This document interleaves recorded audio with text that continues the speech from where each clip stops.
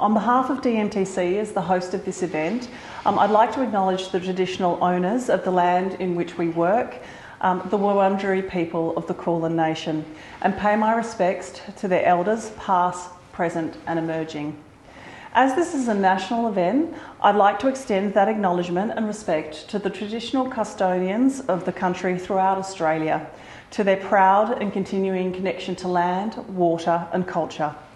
We pay our respects to their elders, past, present and emerging, and extend that respect to any Aboriginal or Torres Strait Islander peoples joining us today. So let's get into it. I'll first pass to Nick and he'll give you an overview of the OCE Starshot. Thank you, Felicia. And maybe I should go back a step further and tell you, for those that don't know, what Starshots are. Well, Starshots are challenging, aspirational and inspirational S&T missions and that align with the strategic research of the ADF for structure priorities. They're essentially the embodiment of Defence's More Together 2030 S&T strategy, with core principles of having focus, so setting directions, having scale, that's about building partnerships, and having impact, and that's demonstrating success. All factors that I hope that will fold into this HIS challenge. Our particular mission in the OCE Starshot is to shift the paradigm from surviving the surprise to surviving to manoeuvre and continue the mission. Now that includes a whole heap of, it includes a massively multidisciplinary effort ranging from new sensing technologies to hazard management, decontamination, new protective materials and suits, and autonomy and data fusion, and all that sort of stuff. So it's a massive challenge. So that's our focus. Our scale is to do things like this Human Integrated Sensor System challenge, to bring the broader community in and their expertise to bear.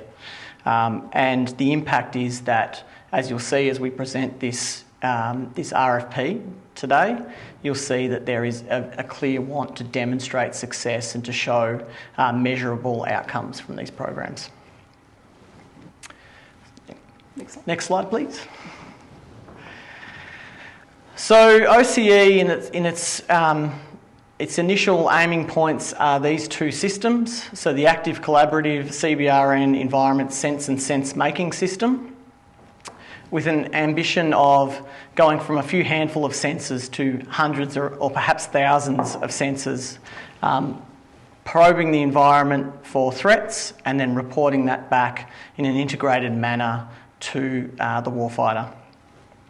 And the impact of that is to reduce no-go zones by at least 50 to 95%, and leading to a significantly enhanced freedom to manoeuvre. So you know where the threat is, you can move around it, and it just provides that more information for the operator.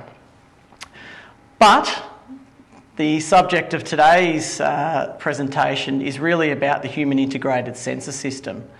And its aim is essentially to tell you that you've been exposed to a chemical or biological threat before you have deleterious symptoms, so before you know you're infected. And that has obvious uses in military sense, but a stack of uses as well in the civilian sectors. And yes, so that's what we're talking about today. And we're talking about as well a self-contained challenge within that broader context, which we'll move into now. So also let everybody know, if you have any questions throughout the webinar, please use the chat function, and there'll be some time towards the end of the presentation and towards the end of the hour, we'll answer some of those questions that might come up throughout the audience. So, as Nick mentioned, the OCE Starshot covers a wide range of areas, and that aligns very much with the Health Security Systems Australia division of the DMTC. So the division was actually stood up in July of this year, and the head of our division is Dr. Lee Farrell, and as I mentioned, I'm the General Manager, and supporting us today, and a lot of you will have had correspondence with Miss Emily Kibble, who's the Senior Project Manager in this particular program. So About Health Security Systems Australia. So what we're really aiming to do is build sovereign industrial and research capabilities that are for Australia that are aligned with those national health security priorities. So as Nick mentioned, medical countermeasures, medical devices, personal protective equipment, sensing systems and modelling and simulation, for example. We lead collaborative and complex teams to harness those expertise from across research and industrial partner groups to meet the challenges such as the HIS challenge today. And we're enhancing Australia's contributions to global partnerships which are combating chemical, biological and radiological threats and other priority infectious diseases. So as I mentioned, there are a number of different sectors which we work and function. We have multiple different programs. So medical countermeasures, of course, is our most advanced program, where we look at the development of therapeutics, vaccines and point-of-care diagnostics. As I mentioned, medical devices, we're looking at auto-injector capabilities and treatment equipment. In hazard management, this is a particular focus and a new area, looking at decontamination and particularly CBR decon for both not only a particular area or person, but for also for people and equipment.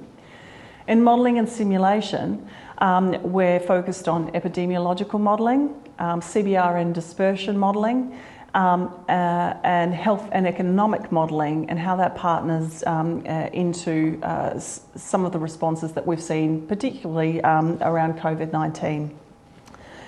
We have a new program starting up in sensing systems, which is why we're here today for the HIS program. And we are also focused on personal protective equipment and the development of new technologies to support both defence and civilian requirements. So the Health Security Systems Australia, or sensing is what we call HSSA, has a whole of government stakeholder group made up of 5 government departments. So from the Department of Defence, we have representation from the Surgeon General and the Chief Defence Scientists. From both the Department of Home Affairs and the Department of Health, we have representation from their Chief Medical Officer. From Foreign Affairs and Trade, we have the head of the Indo-Pacific Centre for Health Security. And from the Department of Industry, Innovation and Science, we have a key representation from the Chief Scientific Officer of CSIRO and the Chair of the Medical Technologies and Pharmaceutical Growth Centre. And I think what's really key to note with this is an integrated approach to development for Australia's needs, and it's a whole of government response. And, you know, as I always like to say, a pathogen or a threat doesn't care whether you're wearing a uniform or not, and it's key for all of our organisations to be working together to solve these problems. So let's get to the crux of today's webinar, which is the Human Integrated Sensing System Challenge. And as I mentioned, the joint activity really is by both DSTG, who's been a long-standing partner of DMTC, and DMTC. So our vision, you know, jump in wherever you like, Nick, is really to create that human integrated sensing system that really amalgamates the outputs from either wearable on or in the body sensors, with the utilisation of advanced data fusion methodologies and analytics approaches. It is a system. It should assimilate both subtle and overt sensor-derived cues from chemical biological threats of exposure or infection. And it really, the aim is to identify those threats within hours of exposure that gives the wearer a warning well before symptoms begin to manifest. I think as well, Felicia, it's quite clear that $3 million isn't going to cut it to achieve all of those aims. So part of what we're doing today is to try and present to you a self-contained program to work within and demonstrate, but we hope that then seeds a much larger program. So a number of you will be really interested to know, through this whole process, we went through a request for information, and we had sort of significant return that came in from the community, and we had over 70 RFI responses. And of those 70 RFI responses, this really is a breakdown of the various of the 7 themes that we sort of approached the community to understand the capability and capacity of activities. These were the themes and the individual responses that we had. So what's really clear is there is a lot of interest out there in Australia, and there is a lot of capability. And that enabled us to hold a smaller workshop with a key group of stakeholders and really help us define today's RFP.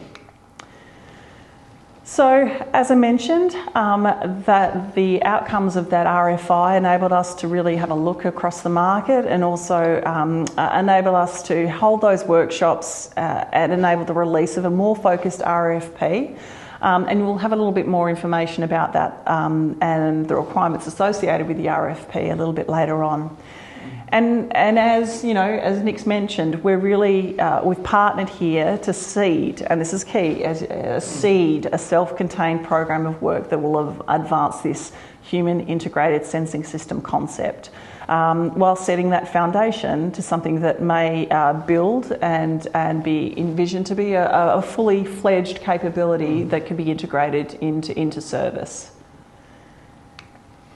So these are sort of some real key things for everyone out there to note. We have available for this first stage of this HIS program, it's a request for proposal for up to $3 million. And while smaller research proposals may be considered, the preference really for both Nick and myself is to identify or to fund a small number of projects that really approach that scale and draw together multidisciplinary expertise. You know, I think if there was one that came out, we'd really prefer just to invest that $3 million and really shift a technology through one. However, you never know what's out there, and there might be some great opportunities. So we're envisioning these projects will take around 2 to 3 years, and we know that the spectrum of priority from biological and chem is quite broad, and so we're really limiting this current HIS challenge to biological pathogen exposure. And you'll find some further information about that in the RFP as well. We've got some suggestions about the types of pathogens that may be of interest, but we're also leaving it open for people to make a case for an exemplar system. So our challenge today, though, is really not about the research and development of new sensors, and nor is it the focus of directly enhancing the maturity of an existing sort of sensor prototype. We will be considering those applications which really look at sort of the data analytics, the data science, and the artificial intelligence approaches, because as you can imagine, it's really the human body and its response to pathogens is quite a complex matrix. And data analytics will be really key into driving that early warning that the HIS is supposed to derive. As we mentioned, multi-institutional teams with diverse expertise are sought, and the preferential weighting will be given to active and integrated collaborations that involve potentially both industry and academic partners. It could be a little bit confusing to have integrated sensor system in the name and then say that we're not investing in sensors. What we're saying is that your special sensors or your in development sensors, they're 100% fine, but we're also open to manual handling of samples and offline handling of samples, because we're trying to set a foundation here for the efficacy of a system. And there may be some preference given to those that do have advanced sensors that can be used straight away on the body, but it's not a requirement to do so. So I'm going to pass to Nick, and he's going to take you through the key considerations and questions. So the next 4 slides will step you through sort of four questions that we'd like every application to address. So the first question is really, what are the indicators that are targeted? So in the RFP, you'll find some exemplar pathogens, and you may make a case for something that's not there. But when that's done, what are the indicators that we're looking for? Are there some that are common to all infections? That might be kind of useful, but not what we envisage for the overall capability. Can we have some sort of class or type of infection indicators? That's more useful. The silver bullet is really identification of the specific pathogen. So all those things should be considered, and perhaps it's a hybrid approach where you're looking at all of those. Some considerations here, though not exhaustive, what potential biochemical markers, electromagnetic signals that correlate with human health, and other byproducts or changes in the metabolic system or signalling pathways. Next slide, please. Second question really comes to, and it's a really key and difficult one, is as much as determining whether you've been infected by a pathogen or looking for changes, that means you need to calibrate the human. So you need to calibrate that human as a sensor, and you need to be considering whether that's a population-based measure or an individual one, and what the art of possible there is. Of course, it will include quite a lot of consideration of data handling, fusing that data together and then presenting it and trying to draw conclusions from it. And of course, the human body is going to be exposed to a whole stack of different environmental stimuli that are going to confound the system potentially. So they all need to be considered and built into this. Next slide, please. And that's where this data analytics approaches we think will be as essential to the system as the sensors are that collect the data. And so how do we extract subtle signals in a noisy background potentially that are capable and adaptable to a multitude of data sources? So the sensing system is almost certain to be a heterogeneous one, and possibly working at different time scales and looking for different things, and perhaps having strategies where it looks for one thing and then it's looking for something else if it's seen that thing. So patterns of responses. Multi-omics approaches, integrated artificial intelligence, and potentially if you're using a HIS system eventually in isolation, do we need to think about things like edge computing, or is there a requirement to be a centralised analysis capability? And the final question is also quite a big one. Okay, so we've solved the question of sensing the human and then calibrating out or zeroing out the background. How do we test and prove that this works? And that's something that we'd like. We'd like some sort of useful and ecologically relevant test at the end of this to show that we've had some level of success.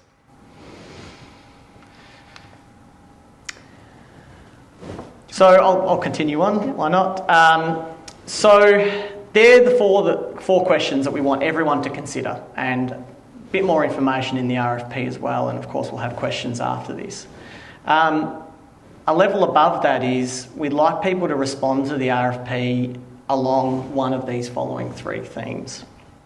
The first theme being rapid onset. So we talk a lot about pre-symptomatic. Here we're taking a bit of a broader view of that and saying perhaps pre-perceived or pre-deleterious effect, physiological biomarkers of exposure, the ability to detect and interpret those. So we're accepting proposals in that area. Of course, number two, the biochemistry of exposure, so measurable and meaningful changes in biochemistry upon pathogen incursion into the body. And then the third is really less of a theme, but a combination of the two. And I'd really like to encourage people to really focus on this one particularly, because we want to bring that concentration of expertise, that massively multidisciplinary concentration of expertise around developing a hybrid system. And I think without, well, maybe I won't say that. Maybe I'll let you decide what the system should be in your proposals. So, as Nick previously mentioned, there are three key areas of the OCE Starshot around focus, scale, and impact. And so all of these proposals really should be sort of self-contained, measurable, and address each of those key questions which is articulated today. Once again, I emphasise that multi-party, transdisciplinary and ambitious focus to enable that scale to occur. And significantly, we'd really like to advance the HIS from a concept really through to a capability. So when you have access to the RFP, which will be released at 2 p.m. this afternoon, the eligibility criteria will be set out, and there will also be instructions on how to apply. So the $3 million challenge is open to any entity that holds an Australian business number, commercial industry, technology, development houses, academia, and any publicly funded research agency as the lead partner. And we'd expect that there's collaboration across multiple organisations and institutions. Now, partnership with foreign research organisations is allowed, subject to the relevant suitability and security assessments. However, no funding from the HIS challenge is to be spent on salaries, equipment or facilities access in any foreign jurisdiction. So when the RFP is released this afternoon, we have a template, and we advise everybody should be using that template. And within that template, you'll see there is a technical summary, sort of one-page summary, and then we'll have the more detailed proposal structure, which will have key questions and things for you to sort of articulate and address what sort of milestones you'd like to put before us for consideration. So it will be available on the DMTC website within the Health Security Systems Australia page, so in the divisional page, and it will be available from 2 p.m. Today, so this afternoon.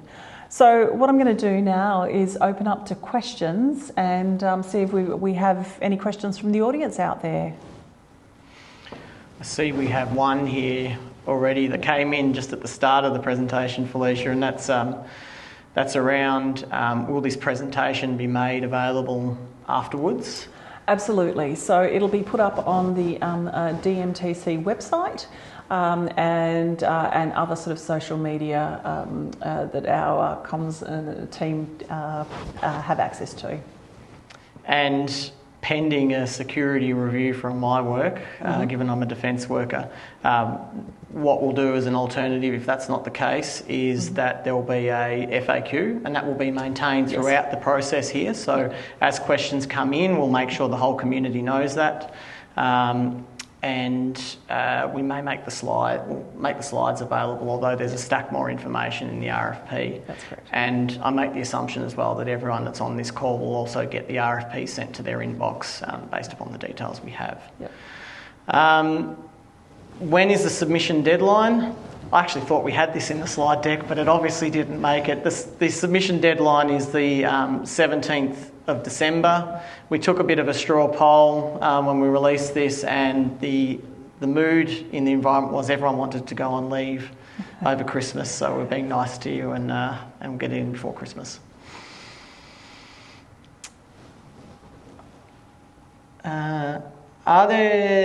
Are there any information available regarding the pathogens of particular interest and where that information can be found? Sure. So within the RFP, we've broken up the various different pathogens into bacterial, viral and potentially protozoal. And so there is a list there. So, but as Nick said throughout the webinar, we're actually sort of keen and we're open to suggestions that teams may have. It's just there's a case for that pathogen in a relevant sort of what would be a relevant military environment. For general context, we have a list of, pathogens that may cause stomach upsets, as you'd be aware, and then there are a couple of sort of familiar bacterial and viral targets that affect not only military but civilian personnel. And of course, from a protozoal perspective, malaria is always really interesting. I have a question here. What opportunities will there be to discuss the central challenge and consequential proposal options with the panel prior to submission? And this may be a good opportunity to touch on the panel as well, how that's going to go down. So perhaps Yeah, that's another one for you, Felicia. so we'll have a group of technical experts that will be reviewing the proposals. Typically, we do not engage with groups putting together proposals during the RFP phase. I think that if that happens, there is an unfair advantage that may be perceived. So at this point in time, you can submit questions in relation to the RFP, and those will go up, as Nick mentioned, on the FAQ so that everybody has access. Because if you're asking a question, that potentially somebody else is also asking the same question. There's a question here about can researchers use their data as a use case scenario, or would there be model data sets provided? So there aren't any model data sets provided. So really, yes, we'd be expecting you guys to provide some of the data sets or collect some of the data sets during this challenge. And of course, we'd like to know, the details of how that was collected and that sort of thing, so we can understand the results that you get at the end of it. Absolutely. Question here that perhaps I can answer about pre-existing relationships between academia and industry partners. Is that critical, or does the HIS promote new partnerships to address this massive challenge outlined in the call? I think the key is partnerships rather than pre-existing or new. I think it's 100% fine if there's pre-existing relationships. In fact, that might be fantastic. Although we do want to support new partnerships, and we do want to generate this sovereign capability in Australia. And I shouldn't mention as well that while the HIS is a big challenge, the individual technologies and approaches that are developed under the HIS will have possible and probable uses in their own rights. And so we'll also be looking at things like off-ramping some technologies into the world, and those proposals that are perhaps unsuccessful are still a resource for us to look at for future opportunities as well. So encourage you all to submit to this and get your proposals in. The human response to many pathogens tends to be unspecific, but therapeutics is often specific to a pathogen type. In light of this, why this request for proposal places so much emphasis on sensing human physiology instead of sensing the pathogen, or best of both? So, okay, great question.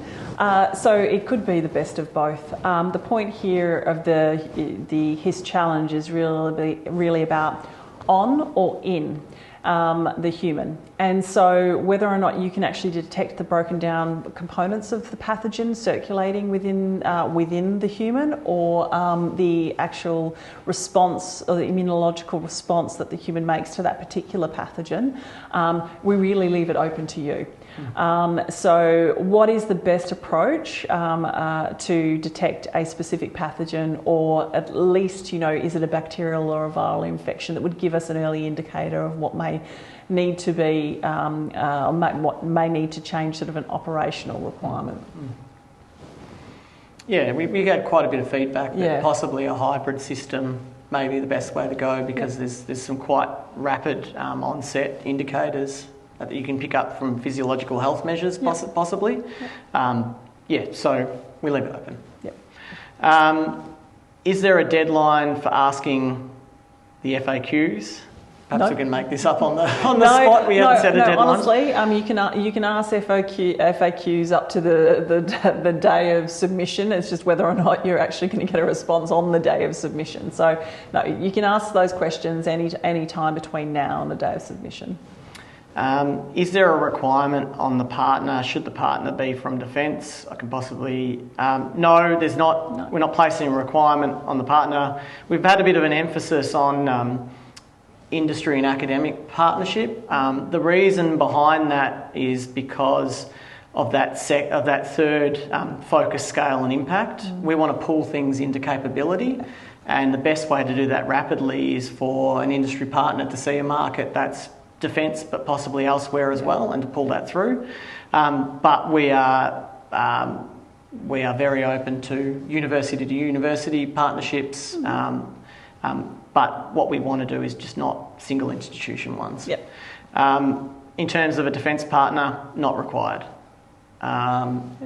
Although, if you do have defence partners and they can add some special context to your proposal, I assume that will make your proposal a lot more focused and strong, but not a requirement.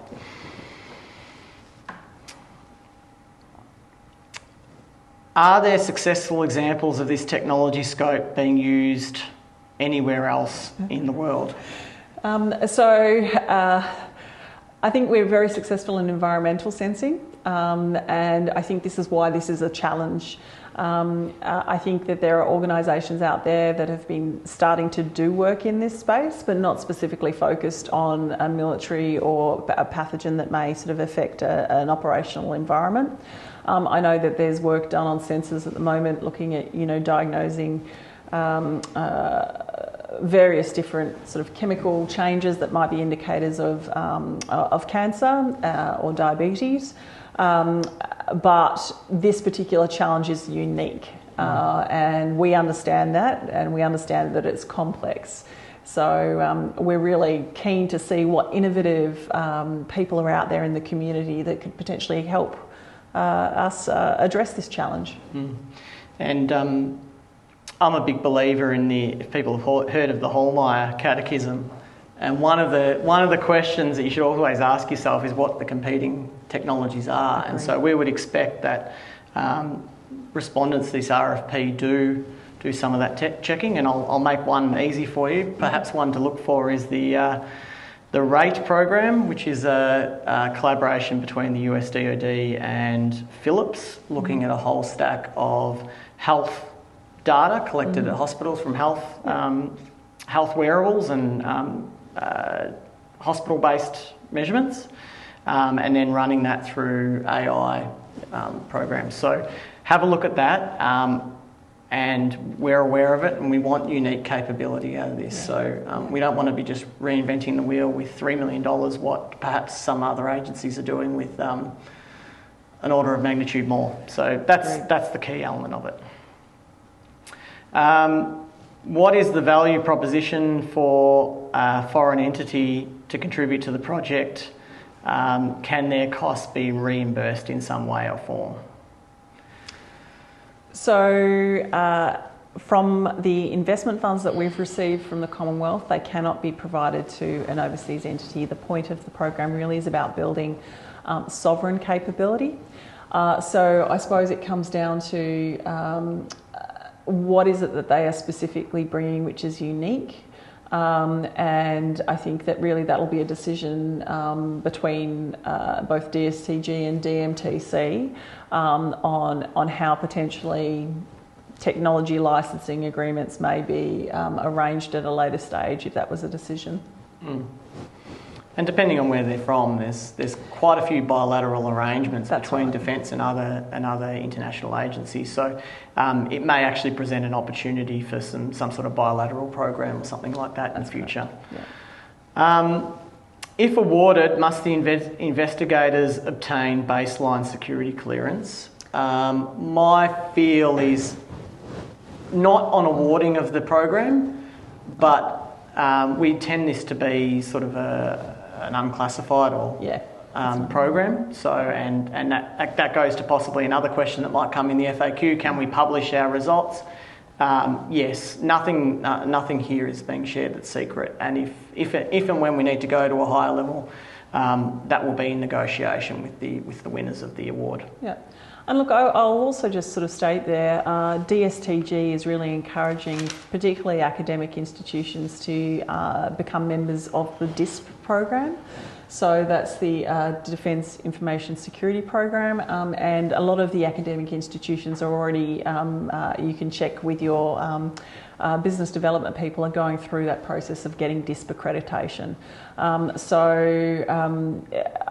I think that eventually we'll probably see the majority of the universities across Australia will be part of that DISP program. And we know that some of the industrial partners as well, if they're doing a little bit more work in the defence space, are also in this particular area are also becoming DISP members. But as Nick said, the intention is this is an unclassified program at this point in time. And depending on the complexity and if we find a technology that we would like to move into the next sort of technology readiness level, there may be a requirement for people to get their clearances. Yep, and a question here, it's not so much a question but a statement, but as a medical specialist, what is proposed here is very difficult and even harder to validate. But I'm really keen to see what solutions are ultimately proposed. Well, that embodies what we're trying to do here. It's that focus, scale and impact, and these really challenging and aspirational type programs, and that's what Starshots and the More Together 2030 S&T strategy by Defence is all about. Yeah. So completely agree. Could you please add the link to the chat for the proposed description to be released today? So it'll go live on the website at 2 p.m. So we won't have the any links that will go up in the chat today. Here's Axel, my boss, actually making us say just a statement that yes, I will reiterate what Axel says, that possibly the possibility of staff exchanges is another option for including international. So that's a great one. Good point, Axel. Did we want to mention that on the advisory panel we'll be using some of the experts out of the US? Yeah. So we actually, talking about those sort of bilateral arrangements, we are likely to pull in a US defence agency to sit on the panel on this and help us decide on the winners, and also to make sure that there's appropriate separation between ongoing efforts and appropriate connection to ongoing efforts as well. We want to make sure that we're not duplicating activities that are happening overseas, and so I think having that sort of we're asking you to be collaborative in your partnerships, and we're also collaborative in ours to make sure that we're burden sharing, the development of technologies across the globe. Yeah, and I think that goes to sort of we don't, DMTC and Defence don't want to see this as a contracted relationship as well. Yeah. We want to see this as a true partnership. Yep. And so we want to maintain an open dialogue right from the beginning and help the programmer along rather than be contractual masters. So that's sort of the attitude we take to this. Are clinical partners encouraged, i.e. specialists, etc.? Absolutely. I mean, if they have a meaningful contribution to make, of course we encourage any sort of partnership that you may require to deliver the proposal that you'll be putting forward through to us. I don't have any further questions here, but I might touch on one that I think will come up in the FAQ, and that's around, is there any interest in pairing on-body sensors with environmental sensors? And I think we did touch on it during the presentation, but just to reiterate, we see the HIS as being able to integrate with environmental sensors when and if it becomes a capability, but we also expect it to work in isolation, and so it needs to work in isolation of environmental sensors, although it would make complete sense to cross-match with environmental sensors if you have them for the threat. Yep, I agree. Question here, is there some sort of facility you offer where you can link clinicians with engineers? For instance, I can probably supply a clinical space and patients to validate devices, but don't have the engineering capacity here. So if you are willing to provide us your contact details, we might have those people out there in the audience today that might be interested in partnering with you. And if you're open to that, we'd say to anyone out there who may be looking for a clinical partner to test those devices, please get in contact, and we will share and facilitate those relationships. Yeah. And you never know, we might get a question from outside saying, I'd like to partner with that person. That's and that's right. sort of the point of doing these sorts of things. Yeah. And there you go. James Ward said, yes, I'd be interested in that. And another one from Amaya Anglova. So there you go. Yep. So yeah, look, we encourage you, if you have a particular capability, you may not have all of the components, and you're interested in putting your name forward as a potential collaborative partner, please let us know. And what we'll do up on that FAQ site is we will identify particular expertise and potentially an email contact, and then others are able to reach out to you if you feel that's the best way in order to sort of help those connections to occur. Any other further questions? All my Dorothy Dixes have been used up in the question time, so here we go. I know, another interested party for Peter Chan. So Peter Chan has so how will we connect them up together?